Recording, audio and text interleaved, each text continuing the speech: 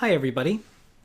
What I want to talk about tonight is a little bit about the socialization process, agents of socialization, and some of the different stages of self-development that sociologists sometimes suggest we go through as we become fully formed and socialized human beings. So what I want to begin with is to focus on one major influential theory of the self articulated by the sociologist George Herbert Mead. Now, I talk about this in the other video that I posted this week.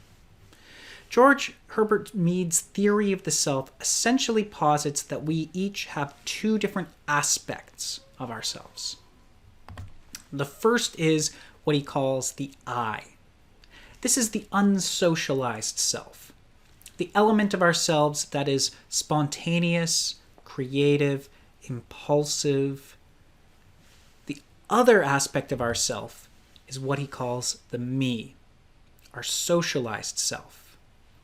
This is the aspect of ourself that emerged as a result of our interactions with the people around us, and which is sort of like the part of ourself that monitors the I. So you can think about times in your life where you felt internal conflict. Right? There's that famous image of the person who's making a decision, and on their shoulders they have the angel and the devil, and they're saying the devil is saying, "Yeah, go on and do it. It's fine. Go on, do that thing. Don't worry about who you hurt." And then the angel is saying, "No, you shouldn't do that. It's wrong."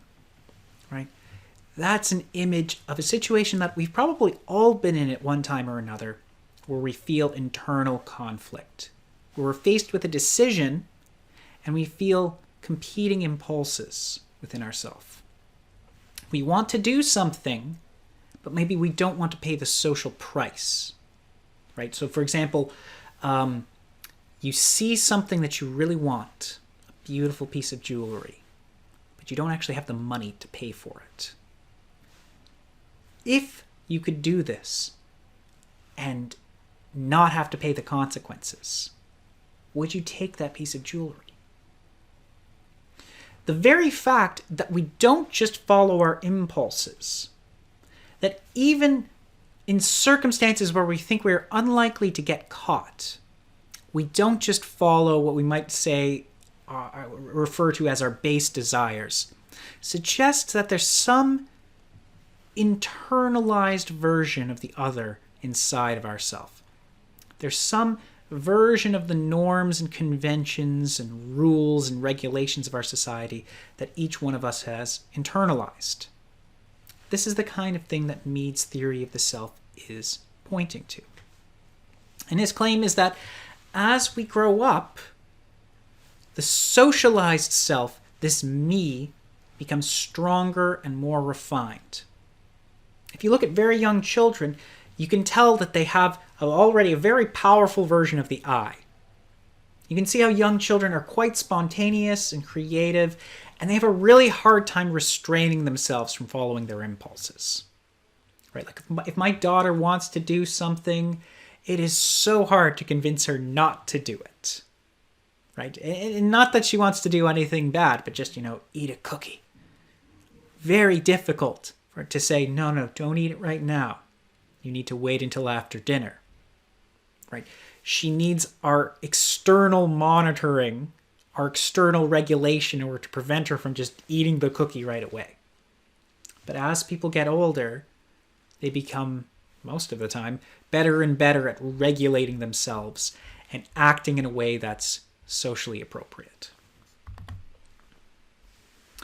So this is the situation that I alluded to. These moments of internal conflict. You know you shouldn't eat that pizza, even though you really want it. You know that you should go to the gym. You know that you should exercise. You know that you should eat your vegetables, but you really don't want to, right? It's the socialized self, Mead would say, that's responsible for inclining us towards doing the better choice, or at least whatever option it is that our society regards as being more appropriate. Now, Mead's claim is that this is not something that just occurs immediately. As we mature, we get stronger versions of this me. We become more and more socialized.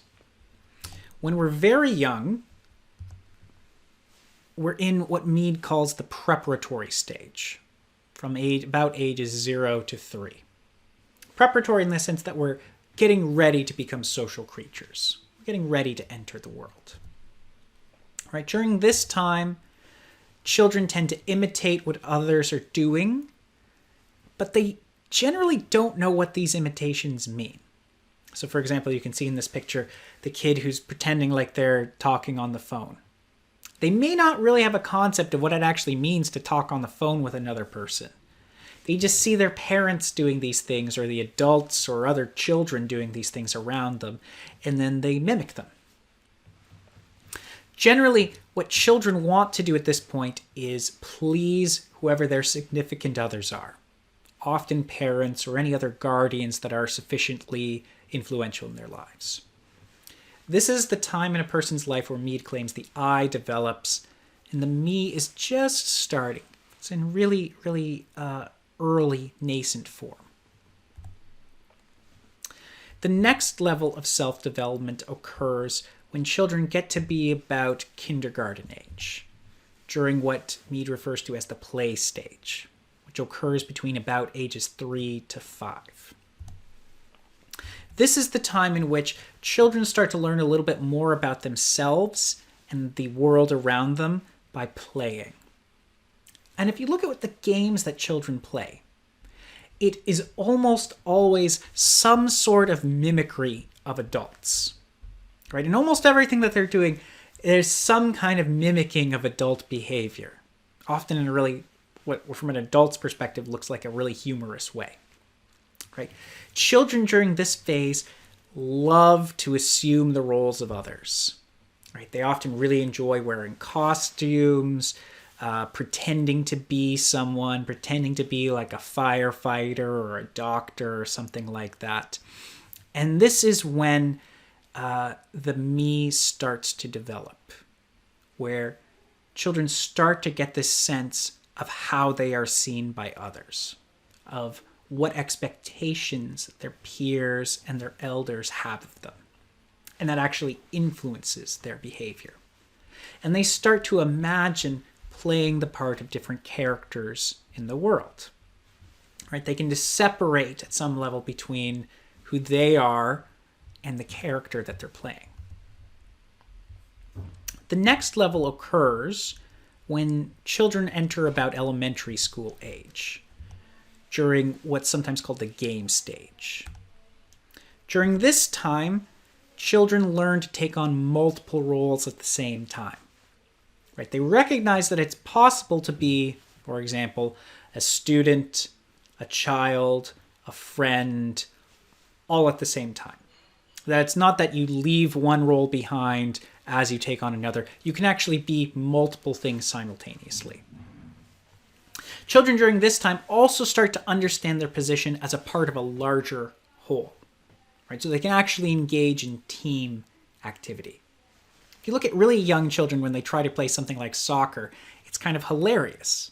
Right? They don't really understand the concept of playing in a position. Everyone just runs after the ball and wants to be the one who's kicking it. As kids get older, they become more sophisticated in their understanding of their own place in the world, and they can recognize that they have a role to play in a larger whole. This is when Mead says primary socialization occurs. And this is where children really start to acknowledge and take on and perform the attitudes, values, and appropriate behaviors for their culture. This is where all of those different laws and norms and mores and values and beliefs that typify whatever society they're a part of really start to become internalized. They start to become good users of their culture. They know what they ought to do. They understand the rules of living in their society. And most of the time, they don't even have to think about them. Right? They just know how they are expected to behave. Now, socialization is not something that ends in childhood, even if that is the time where the most extreme examples of socialization occur. It does continue as one grows older as well. We never really stop being socialized. The means by which socialization occurs, both in childhood and beyond, is through what Mead and other sociologists have referred to as the agents of socialization. These are the forces, actors, institutions that tend to cause people to become socialized as they mature. Right? The things that permit us to be functioning members of whatever our society looks like. Sociologists suggest that there are 4 primary agents of socialization. These are sort of the big 4 forces that have an effect upon our personality and that cause us to socialize in the way that we do. These 4 are, first, the family, which is like the initial model of society. The family is almost like society writ small. And by this, I don't necessarily mean just the nuclear family or anything like this. It's whatever kind of family structure that children have as they're developing. The second thing in our current world, it's a major agent of socialization, is the mass media. And what we see in the television shows, the YouTube videos, the podcasts, the games that we play, the movies that we watch, all of these things are showing us models of behavior and expressing different sets of values, right? In order for a work of mass media to be recognized as a part of a particular culture, in some respect it needs to reflect the values and norms of that culture. It both reflects them and it creates them. It has this strange sort of dual role, right? The media that we consume is at some level a symptom of how things are in our society, and at some level the cause of our society. How that plays out is very complicated, and we'll be talking more about that going forward, I'm sure. But that's a very powerful agent of socialization.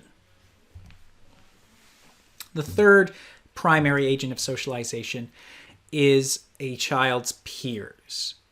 Not just a child, but just the individuals and groups with whom one associates, right? The people who you see as your friends or your acquaintances or the clique that you're a part of, right? Children very frequently model their speech and behavior on the speech, behavior, and values of their friends, right? You become a part of a group, and one of the ways you show that you're a part of the group is by dressing in a certain way, speaking in a certain way, and acting in a certain way. And this can sometimes have very lasting effects. The last primary agent of socialization is school, which teaches us a lot about how to see the world. Not just in terms of the content of the education, but also the form of the education. Right? Schools discipline us in a variety of ways. Not just through punishments, but through the whole structure of the school day. Organizing our lives according to the rhythm of the school trains us to behave in a certain way. And each one of these agents of socialization can have beneficial effects. It can cause people to flourish under the right circumstances, but it can also have negative effects as well. And you can think about how a functionalist who views social institutions as having a vital role, right, that each one functions almost like an organ of the body, would have a very different perspective on each one of these agents of socialization than a conflict theorist who thinks that most of the things and institutions that we have in a society are there to trick us, are there to teach us to act in a way and to think in a way that is amenable to those in power, that works for the interests of people with wealth, political authority, and clout. Now, as I mentioned, socialization does not end when one becomes an adult. Throughout the rest of one's life, one experiences what's called secondary socialization. This is the process by which you learn how to behave as a member of one of the constituent groups of society. So you can think about how when you're in the workplace, there's a set of written and unwritten rules that you're supposed to follow. There's a way that you're supposed to behave. There's a way that you are supposed to speak. And people receive sometimes very explicit training in this about what to do and what not to do, as well as just implicit training through seeing how the other people in that environment behave, through seeing how what practices are rewarded and which ones are punished. Now, the most extreme examples of secondary socialization occur when people are in institutions that demand radical conformity, that exercise radical control over a person's body activities. This is something that occurs in what are known as total institutions. These are settings in which people are cut off from the rest of their society and supervised by a staff whose goal is effectively to corral them. Right? The most obvious example of this would be in a jail, but this process would also occur in something like a monastery. A total institution doesn't necessarily need to be a negative place, right? Often it is, particularly if one is put in there against one's will. But it can also be something that people voluntarily choose. Right? There are some people who willingly choose to enter a monastic life, in which one endures very radically different circumstances than most other people in the world, in which you have a very highly disciplined and regulated way of life. But if this is something that's freely chosen, I mean, it's okay, right? Who are we to say whether it's right or wrong? Cults would be another example of a total institution. And this, I think, is one of the ways that we can distinguish religions and cults, right? We usually use the term cult to refer not just to any old system of belief, but to something that encourages you to go against your family, to reject the norms of the people around you, to cut yourself off from your friends, to cut yourself off from your old beliefs, to radically change the way that you live. This is usually what we talk about when we're thinking about cults. And what happens in these total institutions is what's known as re-socialization, right? Where one effectively learns a completely different way to be. To some degree, we could also say something like the military, especially in times of war or extreme circumstances, would also be like this, right? Part of what basic training is supposed to do is to take your civilian body and mind and harden it, right? Make it ready to be used as an instrument of war. So that's mostly what I want to cover today. So just to review everything that we went through. We talked about Mead's theory of the self and this dual nature of having this I, who's spontaneous, creative, comes up with things on our own, and the me, who monitors ourself, who's formed as a result of the socialization process. We also talked about the different stages of socialization. the different stages of socialization, right? The preparatory stage, the play stage, the game stage. We also talked about the 4 primary agents of socialization, just to say the family, peers, school, mass media. And we talked about secondary socialization and total institutions, just cults, prisons, and the radical changes and re-socialization that occur in those environments. Okay. Hope you all found that interesting, and I look forward to seeing you all soon.